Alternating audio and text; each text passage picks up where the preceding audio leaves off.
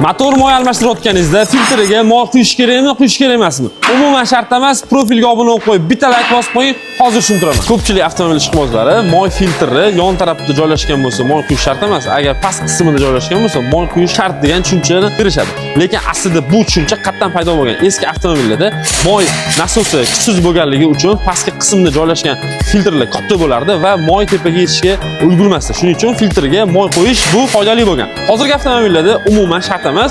Moy pastki qismda joylashgan bo'lsa ham, yongi qismda joylashgan bo'lsa ham moy quymasdan qo'ysangiz bo'ladi. 90% avtomobillar moy nasosi juda kuchli. Soniyani o'zida hamma motorga taqsimlab beradi. Hozirgi avtomobillar uchun to'g'ri tartib. Eski moy to'kib tashlanadi, filtr rezinkasiga biroz moy surtiladi, bu muhim. Filtr o'rnatiladi, motor moy ichiga kerakli miqdorda quyiladi. Motor ishga tushadi va 10-15 soniya ishga tushirib o'chiriladi va oxirida moy darajasini tekshiriladi. Avtodoktor servis tajribasidan ko'p mijozlarimizga motor moy almashtirganda filtriga moy quymaganmiz.